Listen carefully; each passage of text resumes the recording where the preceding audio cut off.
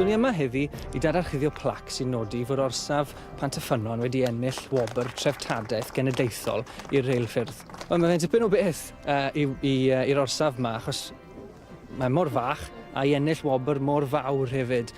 I'r cymuned hefyd mae fe'n bwysig, a mae pawb yn dod at ei gilydd heddi I dathlu hwn. Ni'n dadarchuddio plac wrth gwrs I gofnodi bod Gorsaf wedi cael ei adnewyddu. Wrth gwrs bod ni 160 o flynyddoedd ers iddo fe cael ei adeiladu yn y man cychwyn. Cafwyd prosiect I adfer y safle adnewyddu. Cyngor Sir Gyfyrddin yn chwarae rôl pwysig iawn o ran y tîm Treftadaeth. Gweithio gyda Network Rail a Railway Heritage Trust.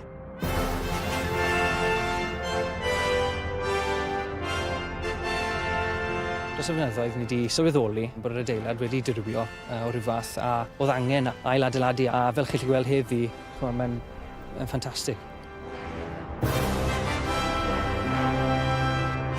Un o'r chydig o'r blynel sialu sydd wedi cael ei adeiladu, o'n I ddim yn gwybod cyn heddi pa mor bryn o'n nhw yng Nghymru a ledled yr ynysodd Brydeinig. Felly mae'r gorsaf yn rhywbeth special iawn a mae'n arbennig I weld e'n ôl wedi ei adnewyddu a'n edrych yn fodern iawn. A oedd angen I trigolion lleol darparu lluniau o'r hen orsaf fel bod rheini sydd bod yn gweithio ar y prosiect adnewyddu, ail-adeiladu fe nôl fel oedd I wrth gwrs ar y cychwyn. Ond rwy'n credu y ffaith bod y gymuned lleol wedi chwarae rôl mor proactif yn y prosiect hyn yn dangos pa mor bwysig yw'r gorsaf hyn I trigolion lleol yn Dyffryn Aman.